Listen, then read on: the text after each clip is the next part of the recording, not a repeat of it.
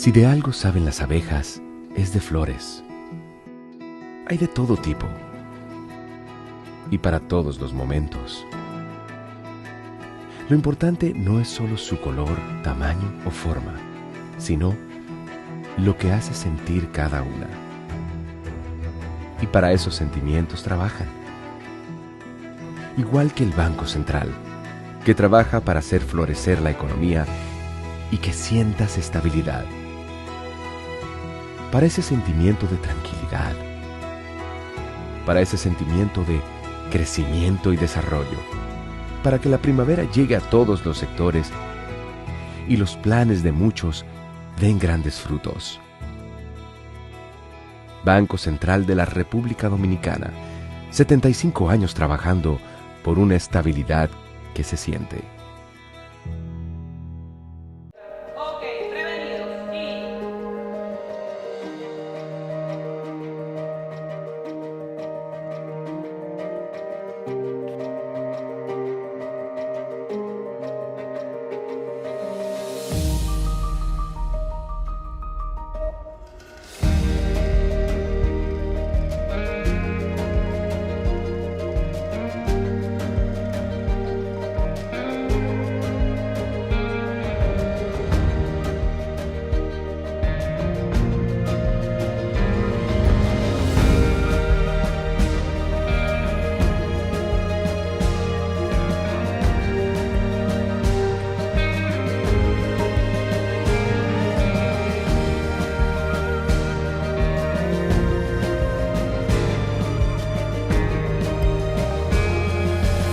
Banreservas, el banco de todos los dominicanos.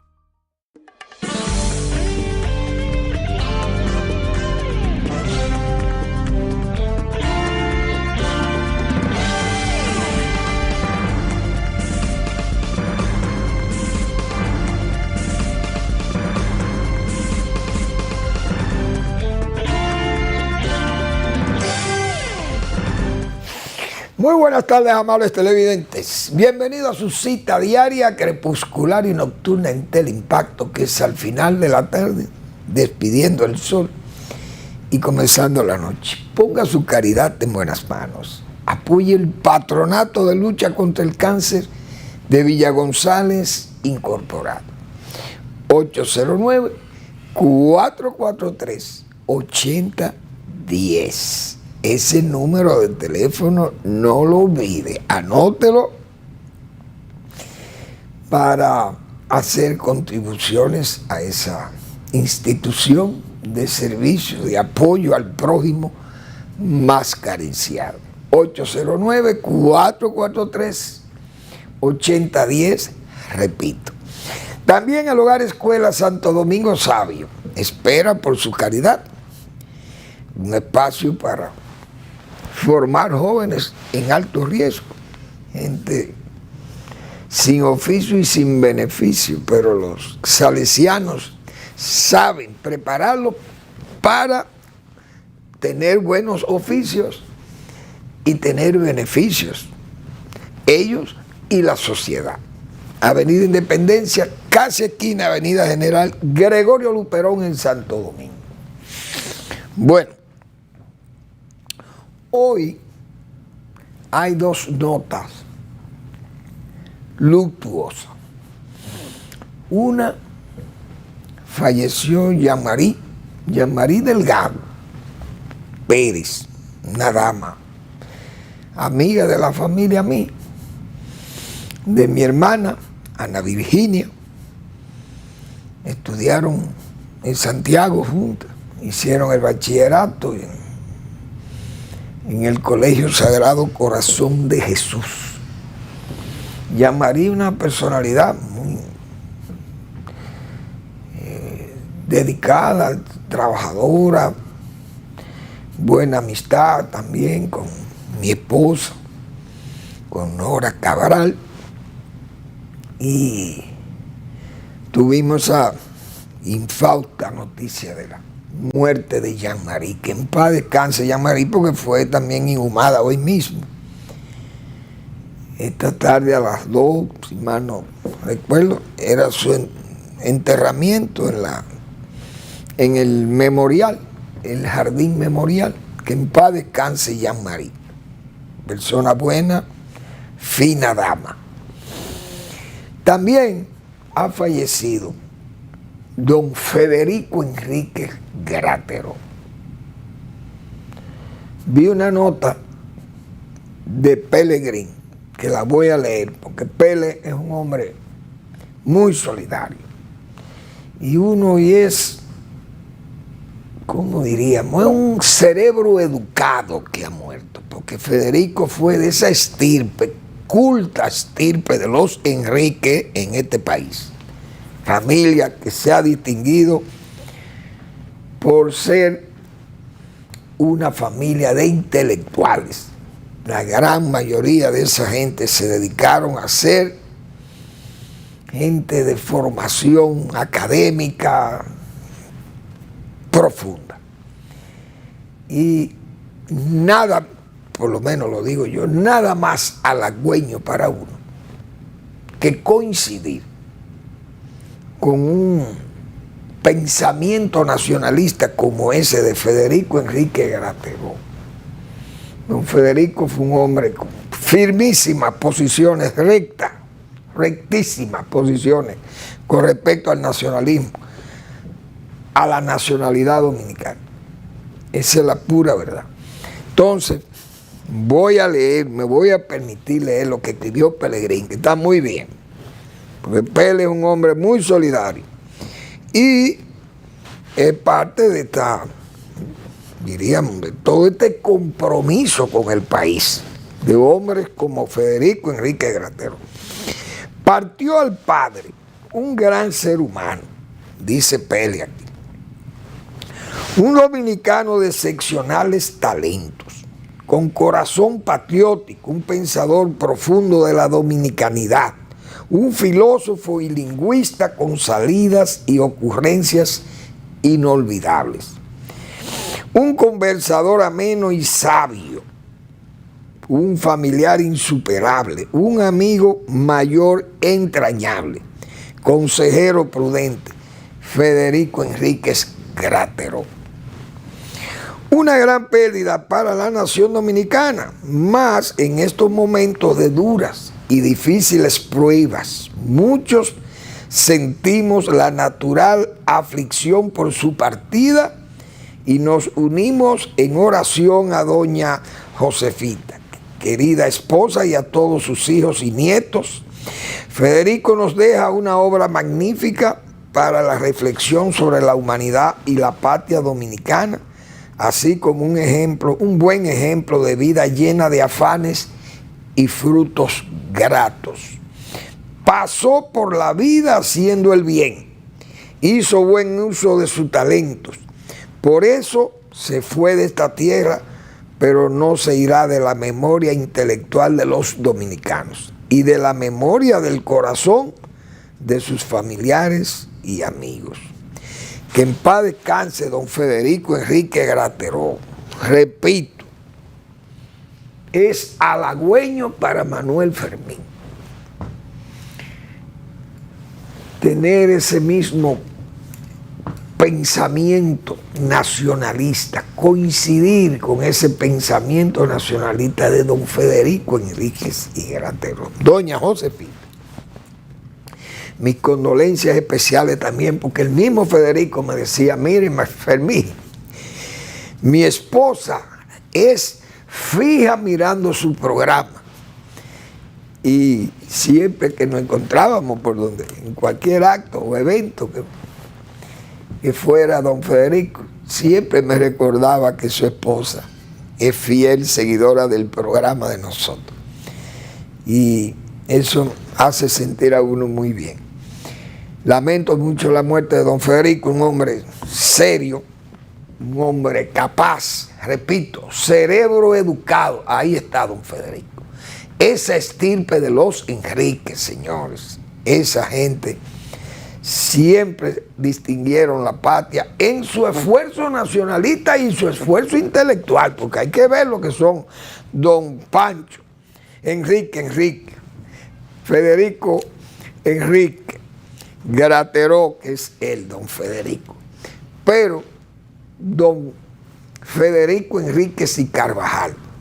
Don Pancho era don Francisco Enríquez y Carvajal, el padre de los Enríquez Ureña. Dios mío. Pero Sócrates Nolasco Enrique también era de esa estirpe, tremendo cuentista Sócrates Nolasco, una familia muy distinguida, don Quiquí Enrique, un hombre también muy distinguido, Balaguer lo distinguía mucho, Enrique fue, creo que fue ministro en el gobierno de Lili, en uno de los gobiernos de Lili fue ministro de Relaciones Exteriores. Bueno, que en paz descanse Federico, que fue una persona muy distinguida, un intelectual de primer nivel en la República Dominicana también. Muy lamentable. Hombre de reputadísimo intelectual dominicano. Bueno, la economía. Vamos a ver cómo están los precios. Aquí veo el cacao, $8,005 la tonelada. Muy bien, pero ahí andan, 8,000, baja 7,500, 7,700, 8,000 y algo, y es un precio extraordinario, todavía muy bueno para los productores. El petróleo, 70,58, ha bajado como $6. Eso está muy bien, porque estuvo en 76 ahí. El Brent, ese de europeo, en 74,25, el barril. Entonces, el azúcar, 22,87. Ah, bien, ese precio sigue bueno para el azúcar. No es mal precio. El café, $256,50 el quintal de café tipo arábico. Los suaves, como se le llaman esos arábicos, que son cafés especiales, de verdad. El cacao, ya le dije. El petróleo, también se lo dije. El oro, 2,682,35. Sigue en alza. Y más, cuando están estas tensiones y todas estas guerras y todo, el oro se pone, bueno, la demanda es mayor, no hay duda, porque protege a la gente. Usted funde 4 barras de oro de a kilo. Dios mío, si la onza vale 2,600, la onza vale 2,682,35. Usted funde 4 barras de a kilo de oro, porque aquí en este país, aquí hay miles de gente que tiene más de 4 barras. Si funden su riqueza, hacen más de 4 barras de a kilo de oro, del dinero que tienen, guardado, depositado aquí, allí, y en cuentas cifradas, y evadiendo impuestos también a la República Dominicana. Señores, pero uno ve la riqueza de este país. Pero ¿y estos legisladores? Estos legisladores que tienen todos son supermillonarios, gente de a 500 y 700 y 400 y 590 millones de pesos. Son los patrimonios de todos. Pero ¿y qué es lo que pasa en este país? Y esa gente paga impuestos. Ahí hay gente que tienen, ahí hay legisladores que tienen 400 y 500 millones de pesos en patrimonio y evaden impuestos. Esos son boliteros y esa gente que tienen negocios de banca y banca de apuestas, de juego. Explíquenme usted. Entonces esa gente evade impuestos y esos son los que van a fijarle los impuestos, a castigarnos a nosotros. Es decir, gente catalogado de evasores. Hoy dirigiendo el Congreso Nacional, que no ha habido un Congreso más mediocre que este, de los últimos 2 periodos, pero los 2 periodos de el presidente Abinader, porque ¿qué más no aparece allí? Oigan, narcotraficantes, esa gente, extraditado uno y otro en justicia, ahí andan, y reelegidos. Oigan dónde están los partidos políticos de este país. Una carga congresual allí de gente señalados como evasores, Y esa gente son los que van a aprobar una reforma fiscal para aplicar un impuesto. Bueno, la verdad que andamos, yo dije que aquí andamos con los pies para los aires y la cabeza para el suelo. Esas son cosas que tiene a uno que preocupar a la República Dominicana, pienso yo, porque ¿y cuál es el ejemplo que le damos?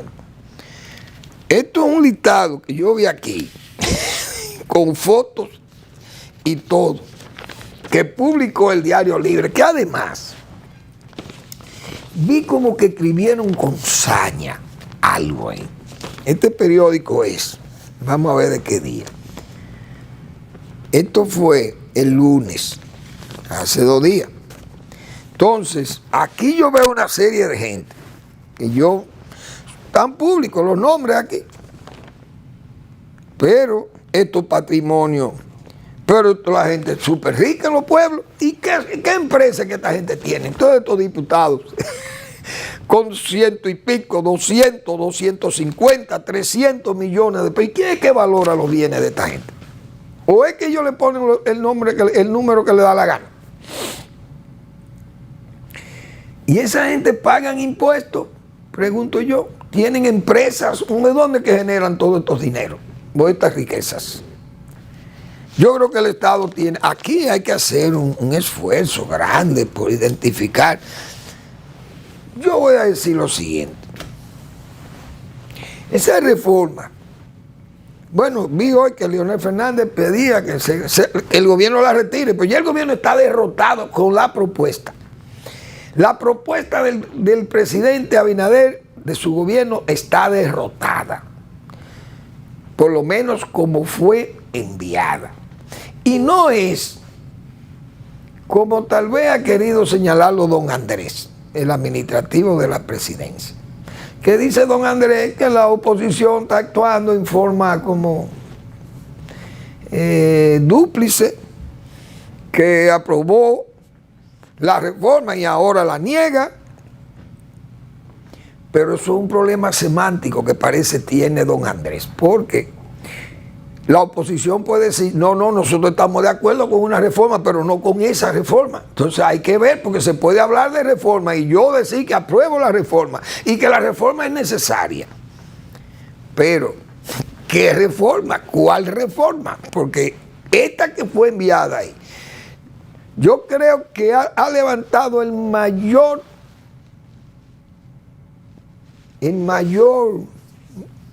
diríamos, movimiento de opinión contraria que ha tenido el gobierno en los últimos 4 años. Yo creo que el propio presidente Abinader debe estar sorprendido de tantas críticas que le han hecho a esa propuesta de reforma fiscal. Porque no, yo pienso que el presidente no esperaba una respuesta opositora tan contundente a esa propuesta de reforma que ha hecho su gobierno.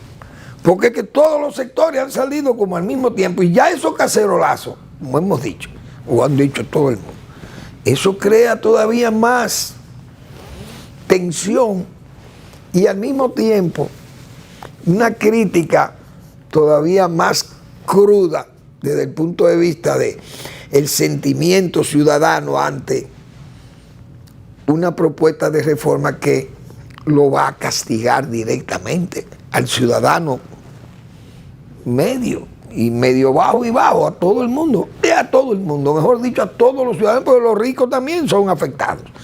Pero los ricos tienen los recursos. Eso es muy lógico, pero a nadie que se gane su cuarto trabajando, que es rico, tiene que tampoco botar su dinero o sentir que le están sacando el dinero de los bolsillos, como se dice, en forma, diríamos, bueno, eso es una forma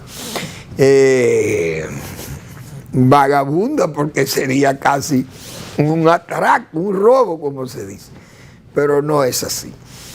De todas formas, si el presidente retira esa propuesta del Congreso, porque el Congreso no va a ser un espacio para discutir en un consenso amplio esa reforma. Porque ahí hay mucha gente que lo que está pensando en que ellos son legisladores y que ellos son el poder. Y eso no es asunto de poder. Eso es asunto de diálogo, pero diálogo franco, sincero, abierto, sin imposiciones, sin esas actitudes cerriles. Entonces, probablemente el presidente, si es sensata su consideración, saca eso del Congreso y lleven eso o a los salones del Palacio o a donde fuere y que participen todo esto, porque es que estamos llenos de comunicados, todos los días son comunicados en la prensa, espacio pagado, y son sectores productivos, gente que puede crear una situación difícil. Yo no sé si es cierto, porque esas redes escriben muchísimas cosas, pero vi que la Cervecería Nacional Dominicana dice que se resistiría a invertir 10,000 millones de pesos que tienen pensado, porque la reforma lo saca de planificación. Y entonces, imagínense los demás sectores, construcción, productores de ron, bueno, el CONE completo, la industria, zona franca, turismo, todo el mundo piensa que se va a afectar y que eso va a frenar prácticamente la economía. Entonces esas cosas obligatoriamente tienen que ser discutidas fríamente, con la prudencia necesaria y la solemnidad incluso necesaria. Y esos son espacios que tienen que ser espacios oficiales. Eso no es ir como gallareta a un congreso que usted piensa que vaya a gastar su saliva diciendo su cosa y esos legisladores riéndose, como se dicen, para venir a aprobar cualquier cosa allí. Porque hay gente que no tiene criterio. Imagínense si la conformación de esto es gente ahí tan variopinto que esa representación o esa mala representación o representatividad del Congreso Nacional. El gobierno tiene que hilar fino con eso. Vamos a la pausa.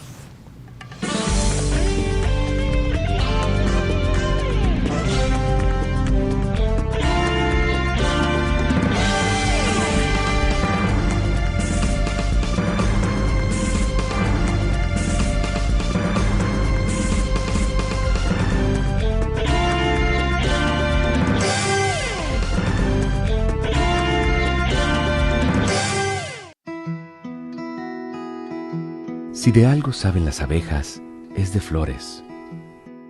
Hay de todo tipo y para todos los momentos. Lo importante no es solo su color, tamaño o forma, sino lo que hace sentir cada una.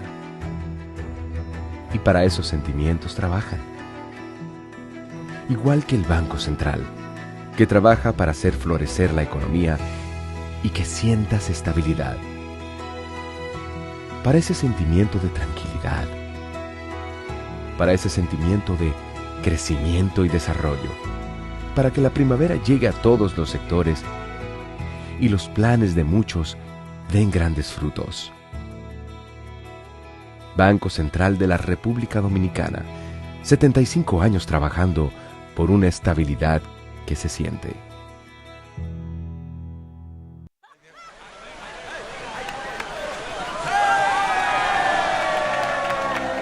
Hemos dado tantos pasos, hemos hecho sueños realidad. En cada esquina de esta tierra, ¡me voy por Nueva York! Vemos toda la felicidad. Siempre le damos para allá. Equipo que no se rinde, gente buena que nada más. En cada esquina de esta bella tierra, la solidaridad es nuestro aliento. Extendiendo la mano, construyendo nuestros sueños. Es que los dominicanos siempre le damos para allá. Banreservas ponemos el corazón en el crecimiento de nuestra gente, comprometidos en todo momento y ocasión en ser el banco de todos los dominicanos.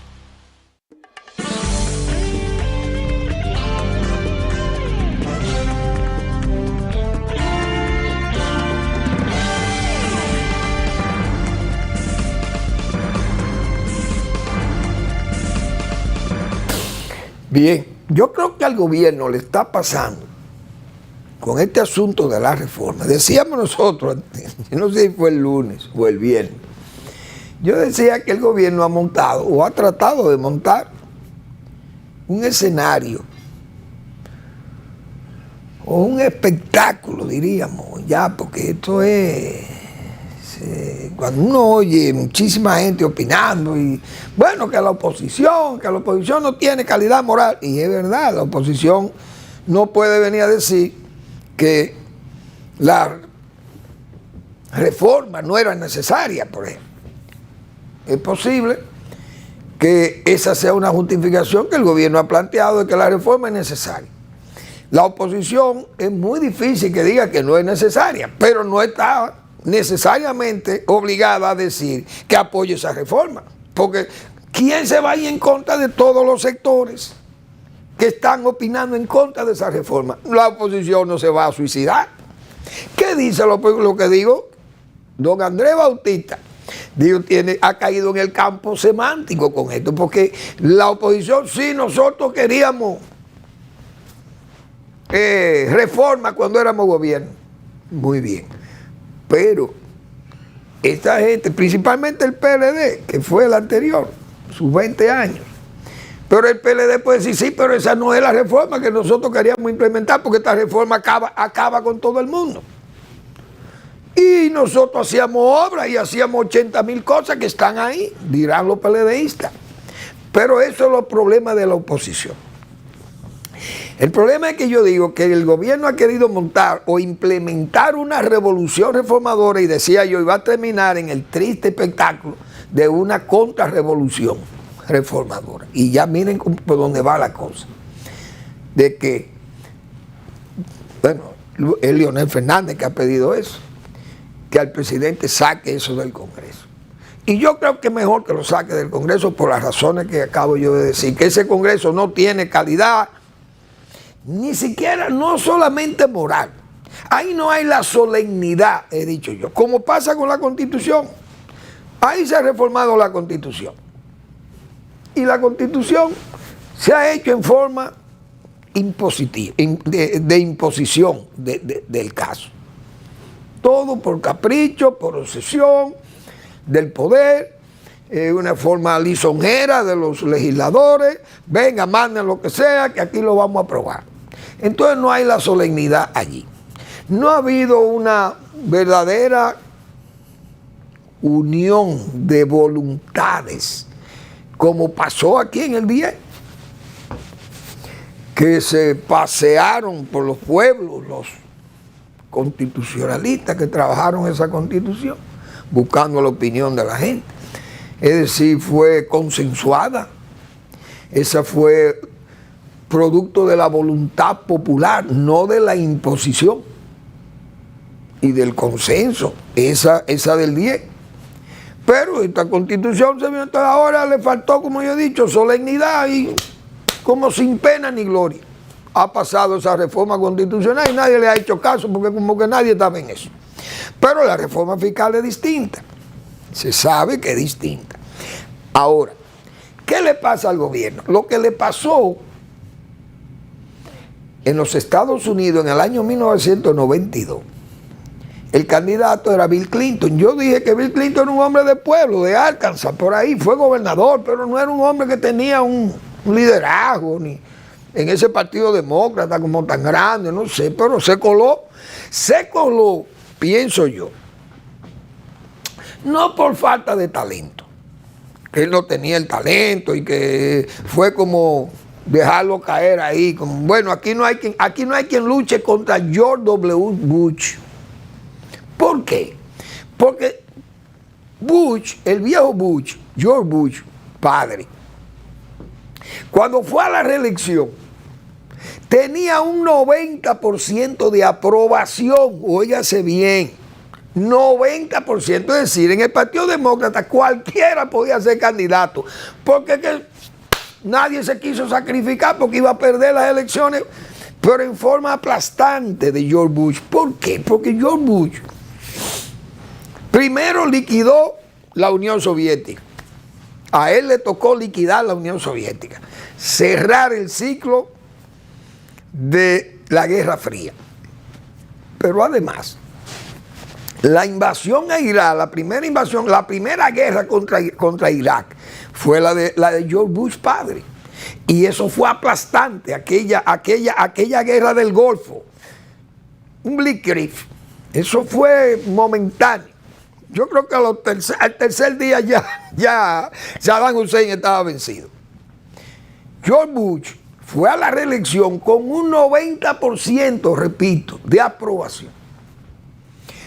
Pero el Partido Demócrata, bueno, que venga Bill Clinton, cojan a cualquier cosa ahí, porque es que vamos a perder de calle. Y fue Bill Clinton. Pero Bill Clinton tenía un estratega que yo no sé si era de Washington o era de Arkansas, el señor James Carville, pero eso ha sido famoso. James Carville ha sido famoso por eso, porque ese hombre dijo, bueno, aquí hay una situación muy difícil, voy a pensar en una expresión que vamos a ver cómo reacciona el pueblo norteamericano. Es decir, como lo que es el ambiente del que se hablaba era de la guerra del Golfo y de la paz y de eliminar la Guerra Fría y la caída de la Unión Soviética. El hombre dijo, no, el problema es de la gente, hay que ir al problema de la gente. Y conversa con Bill Clinton y le dice, mira, Bill, tenemos que enfocar nuestra campaña hacia las condiciones en que está viviendo la gente, la economía. Entonces vino esa frase, es la economía, estúpido. Señores, eso prendió de tal forma que Bill Clinton le ganó las elecciones a George Bush padre, que tenía 90%. ¿Qué pasó? Carville se dio cuenta que era la economía. Aquí, digo yo, claro, guardando la distancia, el problema del gobierno es el gasto. Es el gasto, estúpido, como decía James Carville. El problema del gobierno no es que quiera hacer la reforma o que se necesite la reforma, que la oposición se oponga. Es que este gobierno ha gastado un dineral, y lo decíamos nosotros desde el principio. Y yo nunca lo dije por oposición ni nada de eso, porque en este programa uno hace opiniones de todos los tipos. Pero yo lo decía y lo mantengo, porque siempre he manifestado, vengo de una escuela verdaderamente austera, ahorrativa, la escuela balaguerista o balagueriana, que dio ejemplos probadísimos de eficiencia, de respeto al ahorro interno, y véase la obra que está hecha con ahorro interno. Estos gobiernos han manejado 5 billones de pesos, lo he repetido hasta el cansancio aquí, y no pueden hacer una avenida como la de Winston Churchill. ¿Y cómo Balaguer hacía la Winston Churchill? ¿Cómo hacía la 27 de febrero? ¿Cómo hacía la Luperón, la Jacobo Magluta, la Charles de Gaulle, la Núñez de Cáceres, el Quinto Centenario? Por citar esas minucias, porque si yo comienzo a hablar de obras grandes aquí, hechas con ahorro interno de Joaquín Balaguer, los gobiernos de Balaguer, hay que quitarse, como se dice en forma regia, hay que quitarse el sombrero, porque es la realidad. Entonces, ¿cuál es el problema de estos gobiernos? El gasto. Ese es el problema del gobierno. Es el gasto, estúpido, como dijo James Carville, es la economía, estúpido. Es decir, mientras aquel señor tenía una aprobación de un 90%, pero obviaron esas condiciones de la gente, la salud, la condición de salud de la gente. O el cambio, o más de lo mismo. Esos fueron los eslóganes de Bill Clinton, un desconocido, pero ganó las elecciones en los Estados Unidos. Porque le dijeron al pueblo, o le dijeron a los demócratas, o a los republicanos, es la economía, estúpido, la cosa de la cotidianidad.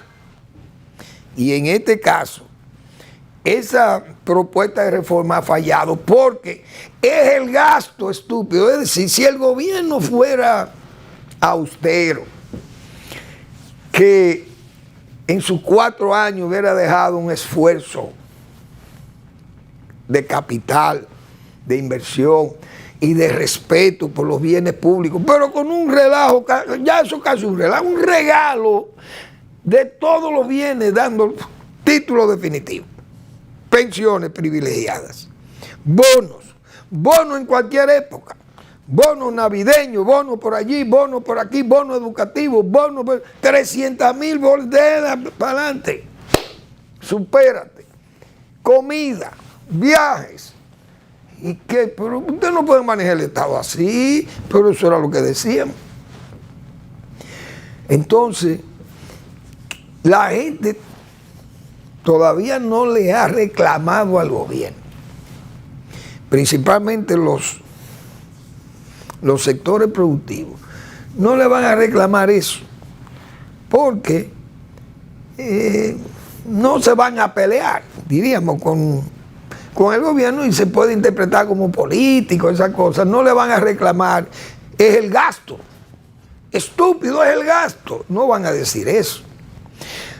Los mismos políticos de oposición, fíjense que cuando hablan de endeudamiento, se atreven a decir que este es un gobierno endeudador, y lo es, pero ellos fueron endeudadores también. Lo único que aquellos fueron endeudadores tal vez con más respeto, que como este gobierno ha cogido dinero, tanto dinero, para fines de que usted no sabe qué es lo que se ha hecho, porque la obra no se ve, pero los PLDistas hicieron una obra aquí, porque también hay que ser honesto, hay que ser serio. O todos esos hospitales que se hicieron aquí, el Calventi, el Juan Bosch, el de Herrera, creo que se terminó en tiempo de Leonel Fernández, en el 96-2000. La ampliación de la carretera Duarte fue terminada por ese gobierno. La presa de Monción fue terminada por ese gobierno de Leonel Fernández, en 96-2000. Se hicieron los túneles, se hicieron los elevados, se hicieron el subway, el metro. Usted ve la Plaza de la Salud, fue terminada y ampliada. La Plaza de la Salud de Villamella, la Plaza de la Salud del Morgan, el gobierno de Danilo Medina, la planta de Catalina, la carretera del Nordeste, la carretera del Coral, la que va al este allá, que termina en Bávaro, es decir, o aeropuerto Joaquín Balaguer, todas esas obras fueron el Catey, allá el aeropuerto del Catey, toda esa red de carreteras, eso lo hizo el PLD, pero el PLD puede enseña, claro, duró 20 años. Pero su gobierno se ocuparon de enseñar una obra física, una obra infraestructural importante. Uno no le puede negar eso. Viviendas, muchas viviendas hizo el PLD también. Es decir, el PLD siguió el modelo de Balaguer con una excepción de que fueron endeudadores. Balaguer no cogía préstamos y era ahorrativo, entonces el PLD gastó muchísimo dinero también, dando pensiones y haciendo muchísimos gastos superfluos, porque hay que decir eso también. Pero este gobierno lo superó, lamentablemente, cuando se necesitaba la austeridad.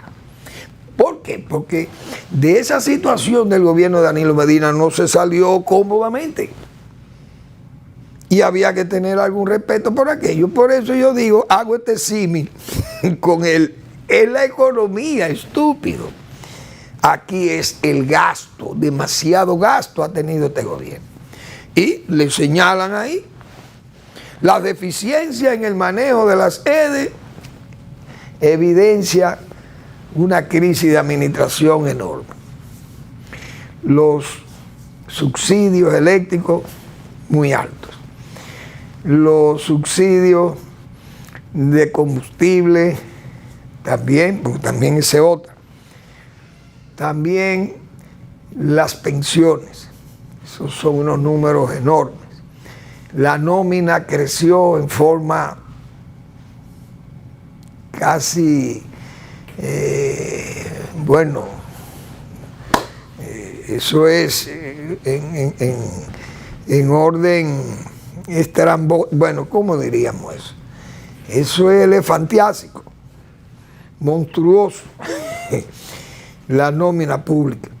Entonces las inversiones son bajas, los gastos de capital son altos, tienen que pagar muchísimo dinero de deuda, intereses y esas cosas. Entonces, se ha manejado tanto dinero y se les reclama que han tenido demasiado gasto, mal gasto público. Eso es la pura verdad. Vamos a la pausa.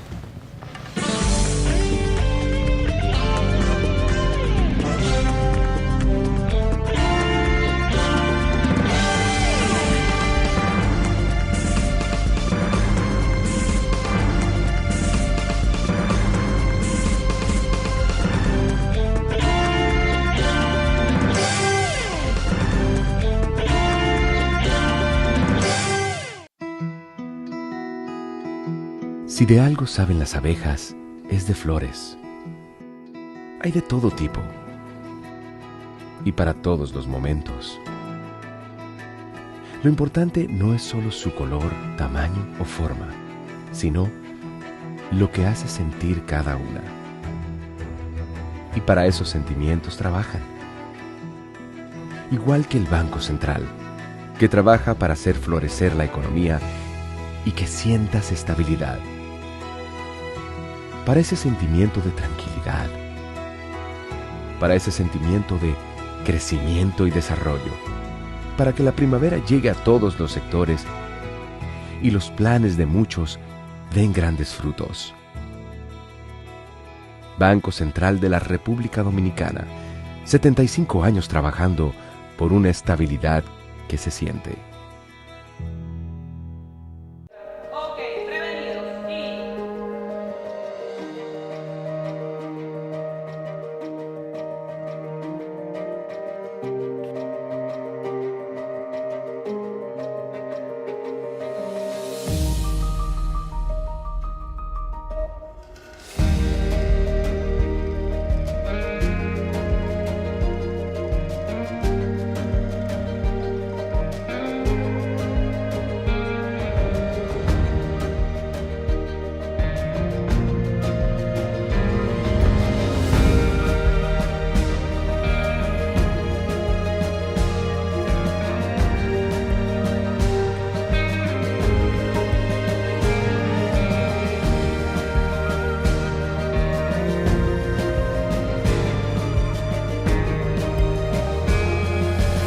Banreservas, el banco de todos los dominicanos.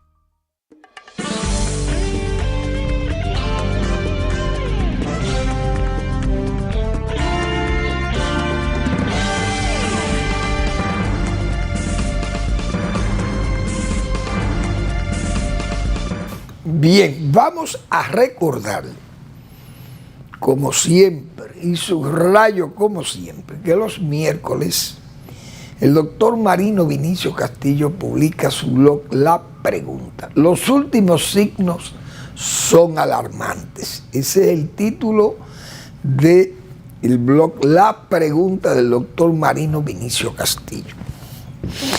Muy bien, yo leyendo ese listado patrimonial de los legisladores que publicó el Listín Diario, pero en ese trabajo yo creo que se maltrató en forma irrespetuosa al señor Marte, al senador Marte,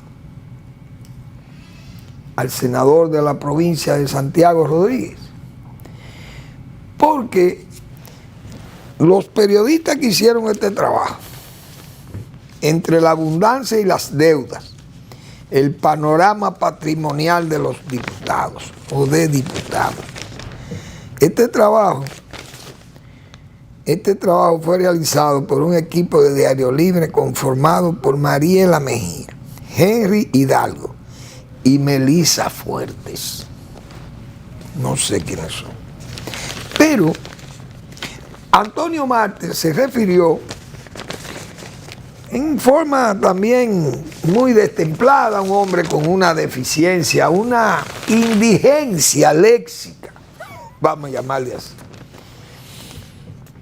Él tiene muchos problemas para comunicar y entonces también una indigencia de entendimiento, porque se opinó sobre la ley del asunto de los patrimonios, del patrimonio personal, y la obligación de todo funcionario público tiene que rendir, como dicen, rendir cuenta de su patrimonio al entrar y al salir del cargo.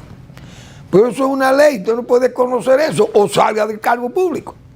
Él, en forma muy atrabiliaria, vamos a decir, bueno, se expresó que era mejor salir de esto y en forma vulgar, que era mejor salir de los cargos públicos porque los patrimonios no se podían exponer al público, que porque eso usted corría el peligro de ser afectado porque la gente, los delincuentes saben de su fortuna y lo pueden atacar. Bueno, argumentos muy débiles o tal vez justos desde el punto de vista de él, muy personal. Pero el periódico o los periodistas que hicieron esta nota se refirieron en estos términos a Antonio Marte, y eso yo creo que es maltratarlo a él, tratar de maltratarlo a él, y eso no debe ser la función del periodista cuando señala. El jueves de la semana pasada, el senador por Santiago Rodríguez, Antonio Marte, tomó un turno en la sesión del hemiciclo para quejarse del carácter público de las declaraciones juradas. Bien, eso fue lo que pasó con Antonio Marte. El ex convicto por estafa al Estado, óigase bien, argumentó que divulgar las fortunas contenidas en dichas declaraciones, como lo ha hecho Diario Libre, puede perjudicar la seguridad personal de los declarantes y de sus parientes. Ahora, ¿qué necesidad hay de maltratar a Antonio Marte con decirle el ex convicto por estafa al Estado? Ese señor yo creo que estuvo una vez involucrado, no sé si fue con el plan Renove, una cosa de aquello, pero fue descargado o no, imputado, no sé. Pero ¿por qué hay que recordar esa cosa? Usted haciendo un análisis periodístico de esto. El ex convicto por estafa al Estado. Es decir, es una forma de maltratar, pienso yo, al funcionario, al senador, sin necesidad, pues yo creo que no había necesidad de eso. Bueno, Migración anunció que ha repatriado 18,000 haitianos. Y a uno le da como cierta impresión de que eso no es verdad, que se ha repatriado tanta gente, pero aquí no se puede decir, más vale creerlo que averiguarlo, porque hay que averiguar eso, la prensa o quien sea, pero Migración, el general Ballester debiera documentar eso. Es decir, mostrar, aunque sean videos de los haitianos cruzando para su país, aunque sea cruzando el masacre. ¿Por qué que la gente no cree eso? Uno no cree que pasaron 18,000 haitianos en una semana para allá, en 8 días. Uno no lo cree eso. Pero uno puede estar equivocado. Migración debiera documentar o por lo menos invitar a la prensa para que incluso se vea cómo es que se está deportando a la gente, que es una forma democrática, limpia, honesta, que no se está atropellando a nadie, ni negándole los derechos que puedan tener los inmigrantes. mejor todavía. Y así derrotamos esas posiciones, esos ruegos de los haitianos haciendo gratitud también de, qué sé yo, en ese altar de Washington al comportamiento que han tenido esos caucus negros con ellos, tanto de los partidos republicanos como el Partido Demócrata, con los haitianos por su negritud y por su pobreza, porque es por eso. Entonces, eso tal vez el gobierno dirá, bueno, eso me da fuerza a que los 18,000 que hemos repatriado realmente han sido eso o más, porque esas protestas, esos ruegos y todas aquellas quejas haitianas en Washington, en el altar washingtoniano,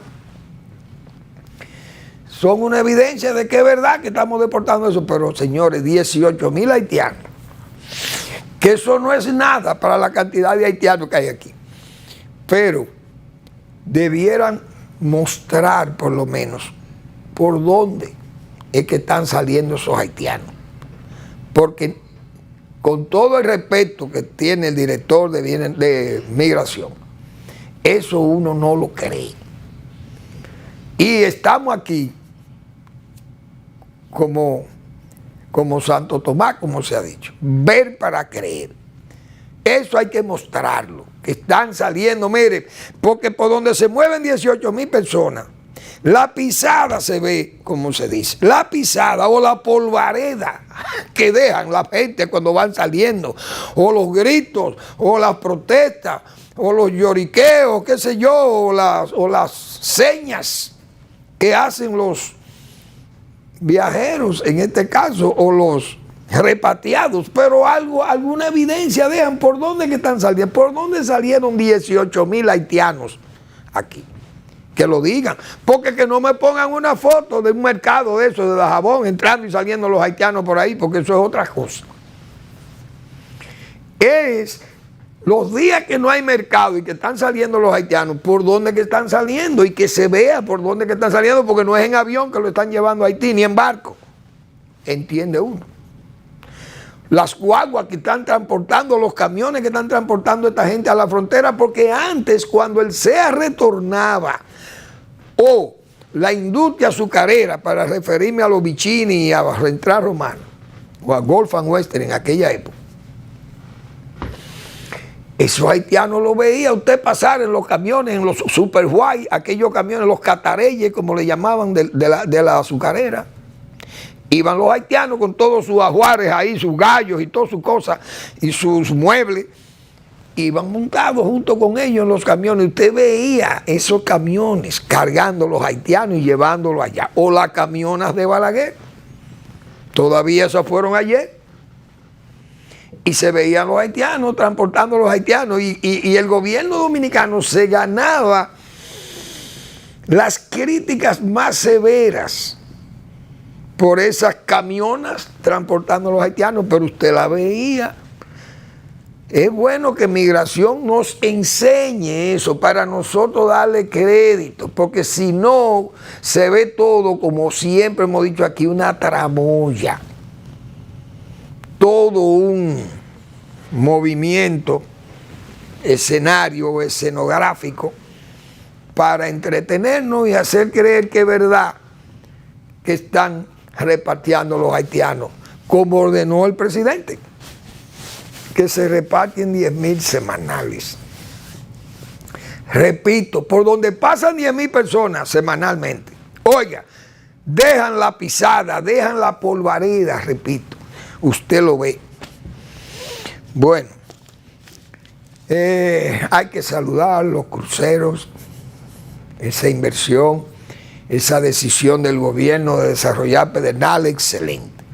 Vi también una exposición de Samuel sobre el Banco de Reserva, que cumple 83 años. Mis felicitaciones al Banco de Reserva. Y ese escrito de Samuel hoy también pone claro cuál ha sido el papel decisivo que ha tenido el Banco de Reserva en los préstamos, en el desarrollo del turismo y muchas actividades económicas que ha promovido el banco, cosa que está muy bien y hay que felicitar a Samuelito por eso. Turismo y otros sectores productivos. El Banco de Reserva ha metido 453 millones de dólares. Oigan eso, en esos centros turísticos de Miche, Pedernales, Montecristi, La Romana, Punta Cana, Santo Domingo y Puerto Plata. Eso es mucho dinero. Parques temáticos, puertos de crucero, expansión hotelera y en otras estructuras que forman parte de la actividad complementaria del sector. Proyectos que han ayudado a fortalecer la base empresarial del sector turístico. Eso es totalmente verdad. Hay que felicitar al Banco de Reserva, ha tenido una participación extraordinaria en esa, diríamos, esa renovación del turismo, esa reactivación del turismo. El gobierno también con ese proyecto de Pedernales, hay que saludarlo. Quisiera yo que así como se ha trabajado con Pedernales, que vayan trabajando con Montegrande, porque Montegrande está ahí, pero ¿qué es lo que vamos a hacer con Montegrande? Los beneficios de Montegrande hay que comenzar a trabajar con ellos, que son los canales de riego o las tuberías que llevarán agua y habrán estanques allí para mojar por bombeo más luego, o con microaspersión o goteo, no sé cómo se va a irrigar. Acueductos y energía eléctrica, porque ahora mismo la presa puede, sí, viene una explosión de agua, inundaciones, y la para la presa, muy bien, hace un papel. Pero ese no es el único papel que queremos para la presa, es que se beneficien esas comunidades. Y así como el gobierno emprendió ese esfuerzo en Pedernales, que es saludable y es verdaderamente nacionalista, porque desarrolla una zona olvidada, con una deuda social extraordinaria, Pedernales, y ese gesto del gobierno, ese impulso del gobierno es saludable, es bueno, pero hay que trabajar también con la gente que está quedada, muchas familias que esperan tal vez ser buenos agricultores. Gracias por su atención, nos vemos mañana en otra entrega de Al Final de la Tarde, despidiendo el sol y comenzando la noche.